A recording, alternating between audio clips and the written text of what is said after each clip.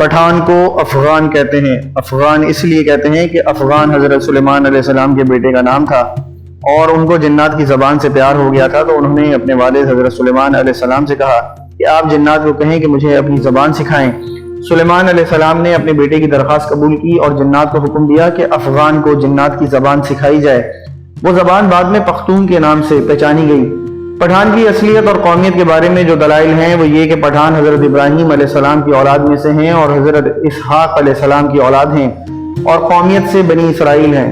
انگریز مورخین لکھتے ہیں کہ پٹھان قوم ارجینیا کے ایک حصے میں رہتے تھے۔ ارجینیا کے لوگوں کا دعویٰ ہے کہ افغان یا پٹھان ارجینیا ہم میں سے ہیں، کیونکہ البانیہ کے اوغان جو کہ بعد میں افغان کے بعد ارجینیا سے ہندوستان کی طرف چل پڑے۔ ایک اور مورخین لکھتے ہیں کہ اسرائیل قبائل بہت تکالیف اور مصیبتوں کے بعد افغانستان میں آباد ہو گئے۔ جب حضور اکرم صلی اللہ علیہ وسلم نے اسلام کی تبلیغ شروع کی اور لوگ جوک در جوک اسلام میں داخل ہونے لگے، تو اس وقت پٹھان قوم کے سردار کا نام قیس عبد الرشید تھا۔ اپنے پورے خاندان کے ساتھ محمد صلی اللہ علیہ وسلم کی حضور میں حاضر ہوا اور محمد صلی اللہ علیہ وسلم کے ہاتھ پر بیعت کر کے مسلمان ہو گئے۔ اس لیے دنیا بھر میں جہاں بھی پختون ہوں گے مسلمان ہوں گے۔ دنیا میں پختون ہی وہ واحد قوم ہے جس میں اسلام کے بغیر کوئی مذہب نہیں۔ اگر پختون سے پوچھا جائے کہ آپ پہلے مسلمان ہیں یا پختون، تو جواب ہوگا کہ میں 5000 سال سے پختون ہوں اور 1400 سال پہلے مسلمان ہوں۔ افغان قوم کو پٹھان کیوں کہا جاتا ہے؟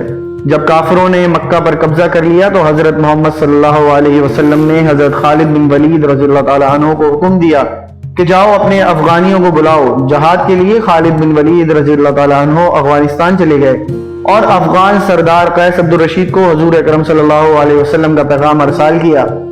قیس عبد الرشید کی قیادت میں لشکر مکہ مکرمہ کی طرف روانہ ہوا۔ شام کو صحابہ اکرام نے حضور اکرم صلی اللہ علیہ وسلم کو خوشخبری سنائی کہ افغانی لشکر آتے ہی کافروں کا قتل عام شروع کر دیا ہے، تمام کافروں کا خاتمہ کر دیا، اور مکہ مکرمہ، یہاں پورا مکہ نہیں بلکہ مکہ مکرمہ کا کچھ حصہ مراد لیا ہے جس پر ایک دوسرا قبیلہ قابض تھا، کو افغانیوں نے فتح کر لیا۔ تو اسی لمحے حضور اکرم صلی اللہ علیہ وسلم کی مبارک زبان پر یہ الفاظ آئے، بطان۔ یہ لقب افغان قوم کو رسول اللہ صلی اللہ علیہ وسلم کی طرف سے ملا ہے۔ بطان لفظ عربی زبان کے ہیں، یعنی سخت ترین لکڑی جو سمندری جہازوں میں لگایا جاتا ہے، جسے سمندری پانی بھی کمزور نہیں کر سکتا ہے۔ یہ لفظ جب بر صغیر پہنچا تو بطان سے پٹھان ہو گیا۔ فارسی میں پشتون، مقامی زبان میں پختون اور اردو میں پٹھان۔ یہ قوم دنیا بھر میں پھیلی ہوئی ایک غیرت مند قوم کے طور پر گردانی جاتی ہے، جن میں افغانستان، پاکستان، بھارت اول نمبر پر ہیں۔ دنیا میں پشتون اپنی وفا اور غیرت کے نام سے جانے جاتے ہیں۔ لفظ پشتون کا مطلب ہوتا ہے غیرت و وفا والا اور اپنے عزت اور دین پر مر مٹنے والا۔ پشتونوں نے قیام پاکستان میں بھی بھرپور حصہ لیا۔ بعض مورخین کے مطابق پٹھان آریائی یا یونانی نسل سے ہیں اور بعض کے نزدیک یہ قیس عبد الرشید کی اولاد ہیں، جبکہ تیسرے نظریے کے مطابق ان کا تعلق بنی اسرائیل کے گمشدہ قبائل سے ہے۔ خود کو قیس عبد الرشید کی اولاد سمجھنے والوں کا نظریہ ہے کہ مکہ میں قیام کے دوران حضرت خالد بن ولید رضی اللہ تعالیٰ عنہ نے اپنی صاحبزادی ان کے مورث اعلیٰ کے نکاح میں دے دی تھی، جنہیں وہ ہمراہ لے کر اپنے وطن واپس آیا اور پھر انہوں نے یہاں اپنی بقیہ زندگی اسلام کی ترویج و اشاعت میں صرف کر دی۔ اس طرح قیس عبد الرشید کی اولاد پٹھان کہلاتی ہے، جبکہ یہ بھی کہا جاتا ہے کہ خود قیس عبد الرشید کا تعلق بھی بنی اسرائیل کے بادشاہ ساول حضرت طالوت کی 37 پشت سے تھا۔ اس طرح آخری دونوں نظریات کی روشنی میں ان کا تعلق بنی اسرائیل سے ہی بنتا ہے۔ سب سے بڑا عجوبہ خیز بات یہ ہے کہ ان میں یوسف زئی، یوسف کے بیٹے، داؤد خیل، داؤد کے بیٹے، موسیٰ خیل، موسیٰ کے بیٹے، اور سلیمان خیل، سلیمان کے بیٹے سمجھے جاتے ہیں، لیکن اس کی تصدیق کرنا بہت مشکل ہے کہ موسیٰ خیل، داؤد خیل، یوسف زئی، سلمان خیل وغیرہ کا قدیم پس منظر کیا ہے۔ بہرحال اس تاریخ میں اتنی باتیں شامل ہو چکی ہیں کہ اصل حقائق کی تصدیق لگ بھگ ناممکن سی ہو گئی ہے کہ کون سی بات درست ہے اور کون سی جھوٹ۔ بہرحال ہندوستان والے انہیں پٹھان کہتے ہیں، جبکہ پاکستانی انہیں پٹھان اور پشتون، ایرانی افغانی کہتے ہیں، مگر یہ خود کو پختون کہتے ہیں۔ یہ لوگ اس وقت تک متعدد قبائل کا مجموعہ بن چکے ہیں، جبکہ ان قبائل کی ہزارہ شاخوں کی متعدد ذیلی شاخیں بھی ہیں جو اشخاص یا علاقے سے منسوب کی گئی ہیں۔ افغانوں یا پٹھانوں کے کئی اوصاف عربوں سے ملتے جلتے ہیں۔ عرب قوم مہمان نواز، بہادر اور اہل قلم ہونے کے ساتھ ساتھ دوسری قوموں سے اتنی جلد معروب نہیں ہوتی۔ ان چند اوصاف کے علاوہ کوئی اور اوصاف عربوں کے اندر زمانہ جاہلیت میں نظر نہیں آتے۔ حیرت کی بات ہے کہ یہی چند اوصاف افغان یا پٹھان قوم میں بھی اسی شدت کے ساتھ پائے جاتے ہیں، جبکہ ان کی بیشتر چیزیں یہودیوں سے بھی ملتی جلتی ہیں۔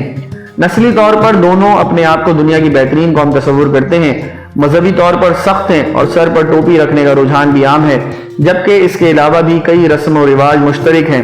ذہن میں رہے کہ پشتونوں کا یہودی النسل ہونا قابل فخر بات ہے، نہ کہ موجب توہین، کیونکہ یہودی النسل ہونا تو شاید تب اس قوم کے لیے توہین کا موجب ہوتا جب وہ سید الانبیاء حضرت محمد صلی اللہ علیہ وسلم پر ایمان نہ لاتے۔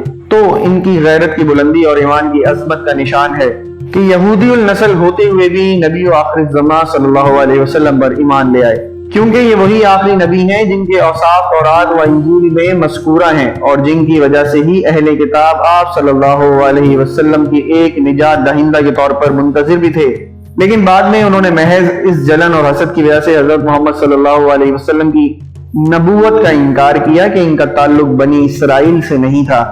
بنی اسرائیل کی طرف سے آپ صلی اللہ علیہ وسلم کی نبوت کا یہ انکار دلائل پر نہیں بلکہ نسلی منافرت اور حسد و عناد پر مبنی تھا۔ تو یہ پشتونوں کے لیے قابل فخر بات ہے کہ یہ لوگ حضرت موسیٰ علیہ السلام کے حواری بھی ہیں اور آخری نبی کریم صلی اللہ علیہ وسلم کے سپاہی بھی۔ آپ کو ہماری یہ ویڈیو پسند آئی ہو تو کمنٹ سیکشن میں اپنی قیمتی آراء کا اظہار ضرور کیجیے گا۔ مزید ایسی ویڈیوز دیکھنے کے لیے ہمارا چینل ضرور سبسکرائب کیجیے اور ساتھ میں دیے گئے بیل آئیکن کا بٹن دبا کر نوٹیفیکیشن کو آل پر کر دیجیے تاکہ آنے والی مزید ویڈیوز آپ تک پہنچ سکیں۔ شکریہ۔